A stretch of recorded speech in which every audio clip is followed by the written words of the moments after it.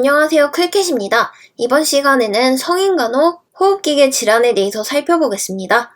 호흡기계 질환도 마찬가지로 해부 파트에 호흡기계와 같이 연관해서 보시면 좋을 것 같아요. 이 부분은 주로 호흡기 질환 대상자들한테 나타나는 증상들인데요. 일단 호흡기 질환이 있다면 호흡하기가 힘들겠죠. 그래서 호흡하기가 어렵고 힘들면 통증이 생기는 경우도 있는데요. 이때 반자이라고 하죠. 다른 말로 파울러시 체이라고 하는데 이렇게 앉아있으면 폐가 있을 공간이 가장 넓게 확보되면서 숨쉬기가 편안해진다고 합니다. 그래서 시험 문제에서 호흡 곤란 시 숨쉬기가 힘든 환자한테 도움이 되는 체이가 무엇인가요? 하면 요 반자이 또는 파울러시 체이 골라주시면 됩니다. 일단 호흡기 질환자들한테 종종 흉통이 생기는 경우가 있어요. 가슴을 찌르는 듯이 아프고 뻐근한데 때로는 방사통 때문에 등이나 목, 어깨, 복부 등에서 엉뚱하게 통증이 생기는 경우도 있습니다. 또 객혈을 하는 경우가 있는데요. 기침을 할 때 혈액이 섞여서 가래가 같이 배출되거나 아니면 진짜 피를 토하는 경우가 있는 거죠. 이 객혈이라는 것은 소화기계에서 문제가 있어서 생기는 토혈과는 다릅니다. 어떻게 다르냐 하면요. 객혈은 폐에서 나오는 피예요. 그래서 기침을 할 때 같이 피를 토해내는 거죠. 토혈 같은 경우는 소화기계에 문제가 생겨서 또는 위에 출혈이 있어서 피를 토해내는 경우예요. 위치가 다르죠. 객혈은 폐고 토혈은 주로 소화기계 위에 출혈 때문에 생기는 거예요. 그리고 피의 색깔도 다릅니다. 객혈 같은 경우는 폐에서 나오기 때문에 공기가 들어가서 그런지 거품도 많고요. 색깔도 선홍색으로 밝은 색이에요. 하지만 토혈 같은 경우는 위에서 여러 가지 화학작용이 일어나서 그런지 색도 되게 검붉은 색이고요. 거품이 없습니다. 객혈은 약간 알칼리성을 띠는데 토혈은 위에서 나온 거잖아요. 위는 되게 강한 산성을 띠고 있죠. 그래서 토혈은 산성을 띠고 있습니다. 객혈 같은 경우는 폐에 있는 혈액이 기침을 하면 그냥 나오는 거잖아요. 그래서 대변이나 소화기계랑 아무 상관이 없어요. 따라서 잠열 검사를 했을 때 대변에서 아무 반응이 없죠. 토혈 같은 경우는 위에서 출혈이 났다면 이게 흐르고 흘러서 소장도 거치고 대장도 거치고 소화기계를 흘러 가면서 대변을 봤을 때 잠열 반응이 나타날 수 있습니다. 우리 객혈이 일어났을 때 간호법을 알아두면 좋아요. 절대 안정을 취해주고요. 기도랑 식도랑 가까이 있잖아요. 그래서 먹다가 기도로 잘못 들어가면 힘드니까 일단 금식해주고요. 또 숨쉬기 힘드니까 반자이 또는 파울러시 체이가 도움이 되고요. 흉통이 있을 수 있으니 얼음주머니를 흉부에 대주면 통증이 좀 가라앉겠죠. 또 객혈을 하다 보면 토하는 거잖아요. 피를 토해내다가 기도가 막힐 수 있으니 기도가 막히지 않게 질식하지 않게 잘 봐주고요. 또 병변 부위가 아래쪽으로 눌려져 있으면 자동으로 지혈이 되는 효과가 있을 거예요. 만약에 폐 왼쪽에서 출혈 부위가 의심된다 하면 이 왼쪽 부위가 아래로 가게끔 옆으로 돌아 누워서 누르고 있으면 지혈이 된다는 뜻이죠. 마저 이어서 볼게요. 기침은 우리 몸의 방어 기전인데요. 기도에 이물질이 들어왔다 이러면 뱉어내려고 우리가 기침을 하게 되죠.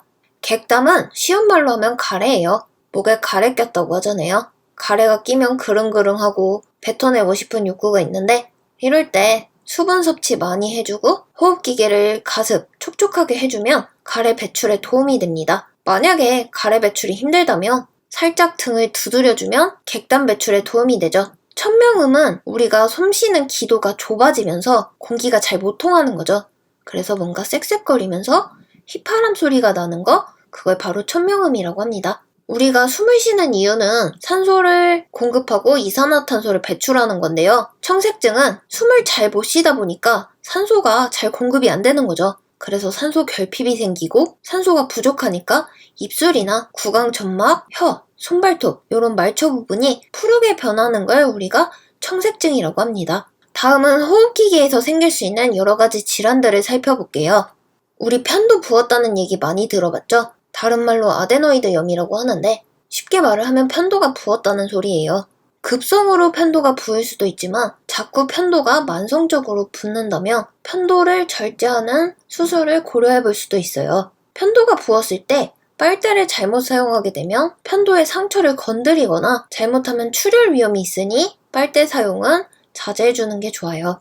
염증이잖아요. 아무래도 페니실린, 마이신 계열의 항생제를 투여해주고 진통제, 해열제 복용해주고 또 염증 때문에 부종이 생길 수 있잖아요. 그래서 목에 얼음 카라를 대주면 부종이 감소하고 열도 떨어지는 효과가 있어요. 그리고 부으면서 출혈도 날 수 있으니까 혹시 출혈이 있는지 이 출혈 양상도 잘 관찰해줘라 하는 게 편도가 부었을 때 간호법으로 봐주시면 됩니다. 다음은 기관지염이에요. 기관지에 감염이 돼서 염증이 생겼다는 뜻이죠. 그래서 기침도 많이 하고 근육통도 잘 생깁니다. 아무래도 객담이 잘 끼니까 거담제를 써서 가래를 제거해주면 도움이 되겠죠. 기침을 많이 할 때는 기침 완화제를 복용하는 것도 도움이 될 거예요. 기관지염에 가래가 잘 끼기 때문에 물을 많이 마시고 수분 공급을 충분히 해줘야 가래 제거에 도움이 됩니다.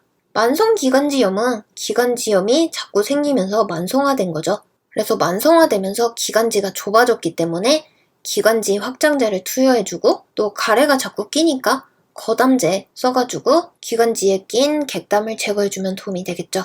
다음은 폐렴입니다. 폐에서 생긴 염증이죠. 이 폐렴은 가래 양상, 즉 객담의 양상이 좀 특이한데요. 객담 색깔이 약간 녹슨 샛빛을 띠고 있습니다. 아무래도 폐에 염증이 있다 보니 항생제를 투여하고 아프니까 진통제 투여하면 도움이 되겠죠. 또 마찬가지로 호흡기계는 객담이 끼기 때문에 요 객담 완화를 위해 수분 공급 잘 해주면 도움이 됩니다. 빨리 잘 치유가 되려면 잘 먹어줘야 몸이 빨리 회복이 되겠죠. 아무래도 폐렴이다 보니까 감기에 걸리면 더 치명적이겠죠. 그러니까 인플루엔자, 독감 같은 게 중복으로 안 걸리게 더 조심해줘야 되고요. 또 담배를 피는 건 폐 건강에 엄청 안 좋겠죠. 폐렴이 있다면 금연을 하면서 건강관리를 해줘야겠죠. 다음은 무기폐입니다. 폐에 공기가 없다는 뜻인데요. 폐에 공기가 없으니 폐가 쪼그라든 상태를 말을 해요. 여기에 왜 별표가 있냐면요. 수술 후 합병증으로 가장 많이 나오는 증상이 바로 무기폐예요. 그리고 이 무기폐를 방치하면 폐렴으로 진행이 됩니다. 그래서 이 무기폐의 증상은 꼭 알아두시고 수술 후 합병증으로 많이 생긴다. 이렇게 보시면 돼요. 우리가 무기폐를 방지하기 위해 수술 후에 아프고 힘들겠지만 기침을 많이 해주라고 합니다. 그래야 마취가스가 뱉어지고 폐포 회복에 많이 도움이 되겠죠. 그리고 심호흡을 하면서 쪼그라진 폐가 빨리 펴지게 깊은 심호흡을 해주는 것도 도움이 됩니다. 그래서 수술 후에는 혈전 방지를 위해 조기 이상을 하고 기침 심호흡을 해주라고 하는데 문제는 수술 부위가 아파서 힘든데 기침과 심호흡을 어떻게 해요? 라는 문제가 나올 수 있어요. 그러면 배 부분에 베개를 지지한다든가 해줘서 어떻게든 기침과 심호흡을 많이 해줘라 하는 게 문제의 포인트예요. 그래야 빨리 마취가스를 뱉어내고 무기폐를 예방할 수가 있죠. 폐 농양은 폐에 화농성 세균이 생긴 걸 말을 해요. 주로 항생제를 투여합니다. 대부분 호흡기계의 공통적인 상황은 객담 얘기가 나오면 답답하잖아요. 가래 끼고 하니까. 그래서 수분을 많이 섭취하고 체위 변경해줘서 좀 도와주고 등 두들겨주고 이래서 객담 배출을 도와줘라 이런 내용이 많이 나와요. 그리고 뭔가 염증이 있다 이러면 주로 항생제 이런 거 많이 투여해주고요. 농흉은 가슴에 농이 축적됐다 이렇게 보시면 되고요. 폐기종은 폐가 부어버렸다는 뜻이에요. 주 원인은 흡연입니다. 담배 연기로 인해서 폐 조직이 파괴되고 폐가 부으면서 숨쉬기가 힘든 증상이죠. 그래서 폐기종을 예방하려면 금연이 제일 중요하고요. 숨쉬기가 힘들고 하니 좀 기관지 분비물 제거해주고 최대한 숨쉬기 편하게 해줘라 이런 게 간호 내용이에요. 늑막에도 염증이 생길 수가 있는데 그러다 보면 숨 쉴 때마다 통증이 있고 호흡곤란 증상이 있겠죠. 이 늑막에 염증이 생기는 원인 중 하나가 결핵균인 경우가 많아요. 그래서 만약에 결핵균 때문이라면 결핵약을 투여해주면 되겠죠. 만약 폐렴 때문에 그런 거라면 항생제를 투여해줘서 염증을 제거해줘야겠고요. 어쨌든 염증을 빨리 제거를 해줘야 원인을 제거하고 숨쉬기 편하게 해줄 수 있겠죠. 회복하는 동안 숨쉬기 힘들다면 요 반자이, 파울러시 체이 이렇게 앉아있는 자세가 아까부터 도움이 많이 된다고 했습니다. 또 농이 너무 많이 쳐서 숨쉬기가 힘들다면 천자를 해서 빼주는 경우도 있어요. 다음은 천식입니다. 이 천식에서는 요 세 가지를 꼭 기억을 하셔야 돼요. 기관지 경련, 기도 폐쇄, 과다점액 분비. 점액이 많이 분비되면서 기도가 막히고 기관지에 경련이 일어난다고 보시면 되죠. 그래서 천식으로 많이 쓰는 약이 아미노필린, 벤톨린, 에피네프린 이런 약물을 기관지 확장제로 많이 써요. 아무래도 기관지가 많이 자극되면서 부어가지고 좁아졌으니 알레르기가 생겼다면 기관지가 더 부어가지고 팅팅 부어서 막혀버리겠죠. 그렇기 때문에 평소에 알레르기 유발 물질을 피해주는 게 중요합니다. 또 공통적인 얘기죠. 호흡기계 질환은 객담이 많이 끼기 때문에 수분 공급을 충분히 해줘야 돼요. 다음은 기관지 확장증입니다. 얘도 별표가 있으니까 정말 꼭 외워줘야 되는 애예요. 얘는 왜 별표가 있냐면요. 증상이 너무 특이합니다. 기침을 엄청 많이 해요. 거의 막 발작이 일어날 정도로 많이 하고요. 또 객담도 많이 나오는데 그냥 객담이 아니라 뭔가 3층으로 층이 나눠져서 객담이 나와요. 아까 폐렴의 특징이 녹슨 쇳빛의 객담이었다면 이 기관지 확장증은 객담이 3층으로 분리돼서 이렇게 많이 나온다? 이 특징을 기억을 하셔야 돼요. 그리고 고상지두라고 손가락 끝 모양이 곤봉 모양으로 변화가 됩니다. 그래서 좀 많이 특이한 이 세 가지 특징을 꼭 외워주세요. 얘도 마찬가지로 숨쉬기가 힘들고 기관지 문제이기 때문에 에피네프린, 아미노필린 같은 약물을 써주면 기관지 확장에 도움이 됩니다. 객담 같은 경우는 진짜 호흡기계의 가장 큰 문제죠.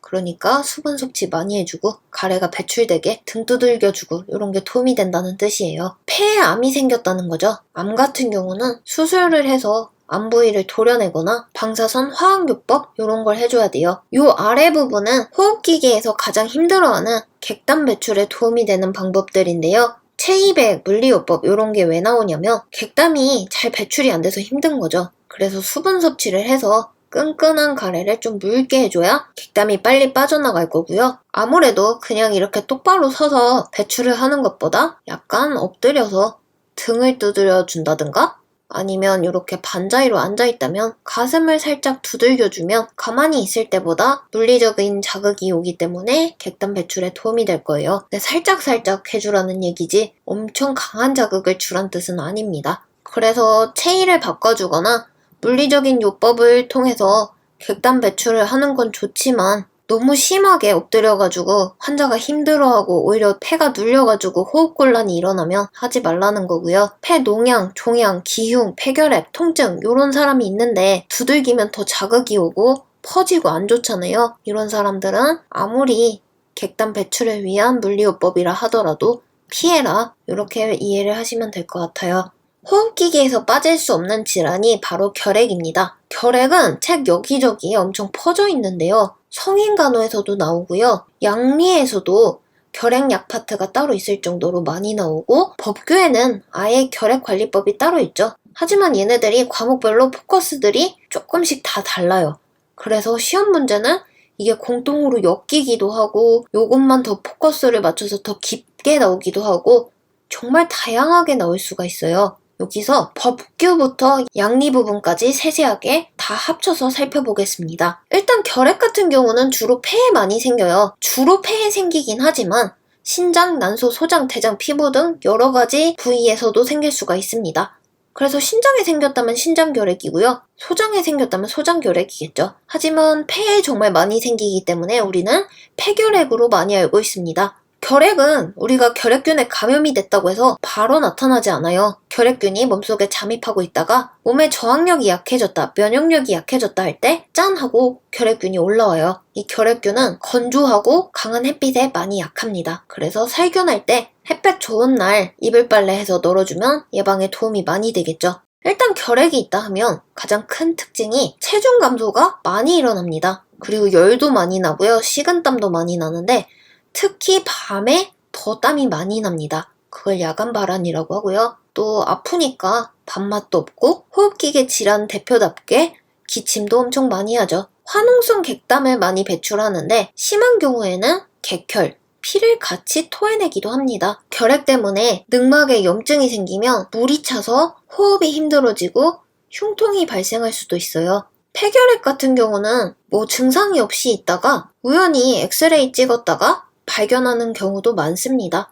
여기는 양리 부분의 포인트예요. 결핵약은 어떻게 먹어야 되나요? 하는 문제가 잘 나오는데 칵테일 요법이라고 해서 모든 약을 한꺼번에 먹습니다. 그렇게 하는 이유가 뭐냐면 약효를 올려주고요. 또 결핵약이 내성이 엄청 강해요.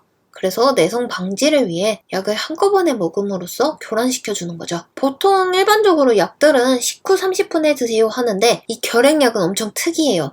밥 먹기 전에 식전에 약을 먹어서 약효를 세게 줘야 됩니다. 그래서 한꺼번에 먹는다, 아침 식전에 먹는다. 이 특징은 꼭 기억을 해주시고요. 결핵약 같은 경우는 함부로 끊으면 안 돼요. 내가 증상이 완화되고 좋아졌네 하고 함부로 끊으면 숨어있던 결핵균들이 스멀스멀 올라오고 그러면 내성까지 생겨서 더 독한 약을 먹어야 돼요. 결핵약은 함부로 끊는 게 아니라 의사가 감염성이 사라졌네요 하더라도 그래도 균을 완전히 죽여야 됩니다.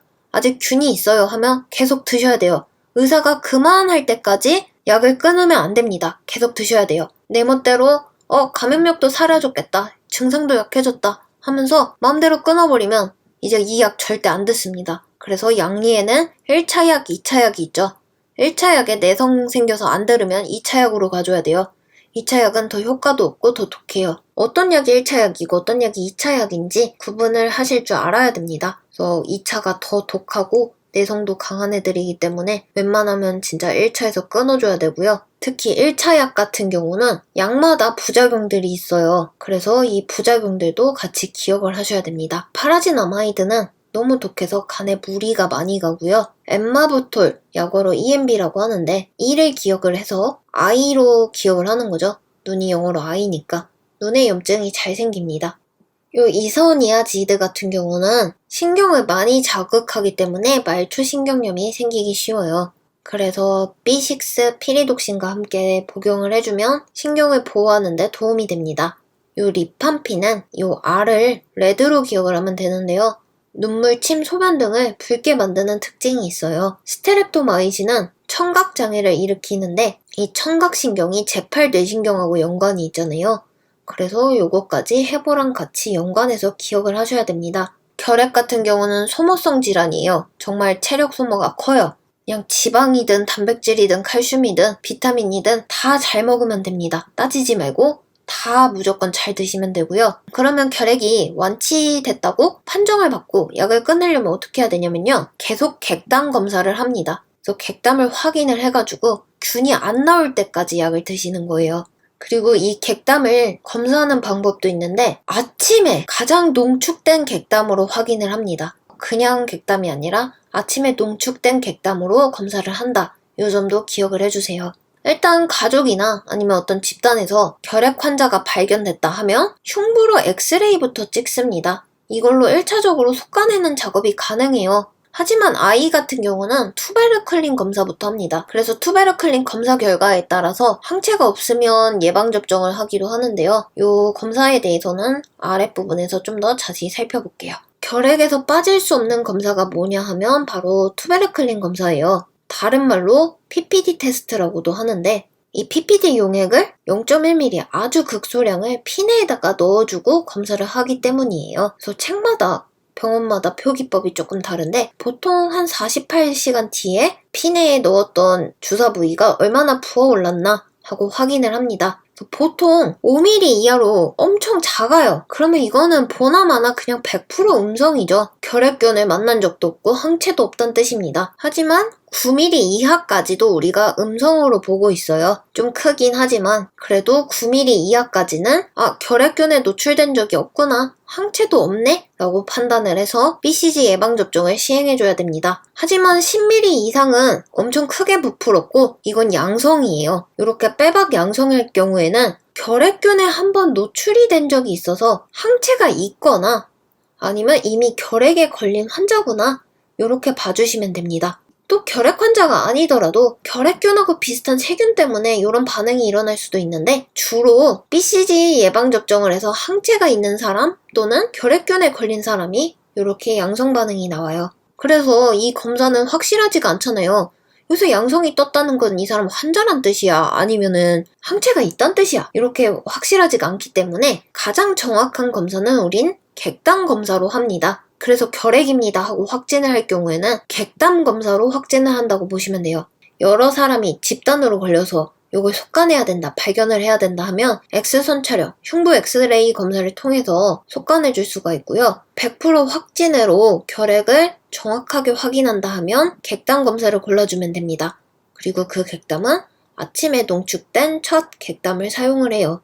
이 부분은 법규에 관한 내용입니다. 일단 결핵 환자는 말 그대로 환자이기 때문에 결핵에 걸렸을 때의 특징을 다 갖고 있죠. 막 살도 막 빠지고 땀도 많이 나고 기침도 많이 하고 이런 증상이 있지만 모든 검사를 다 했더니 다 양성 뜨고요. 정확한 객담 검사까지 했더니 100% 확진 뜬 경우예요. 빼박 환자입니다. 결핵 의사자는 결핵 환자로 의심된다는 거예요. 결핵 초기 같은데 아직 확실하진 않은 거죠. 그래서 결핵 같아서 뭐 체중도 빠지고 땀도 나고 기침도 많이 하고 이런 특징은 있는데 방사선 검사를 해봤더니 뭔가 하얗게 음영도 뜨고 막 이래서 의심도 되고 투베르클린도 양성이 떠가지고 이게 항체가 있어서 양성이 뜬 건지 지금 걸려서 뜬 건지 확인이 안 되는 거예요. 객담 검사를 했더니 여기서는 희한하게 균이 하나도 노출이 안 됐네요. 그래서 의심만 하고 있어요. 아직 결핵 확진은 아니고 이렇게 활동으로 바뀔 위험이 있어 하면서 의심만 하는 환자입니다. 다음은 전염성 결핵 환자입니다.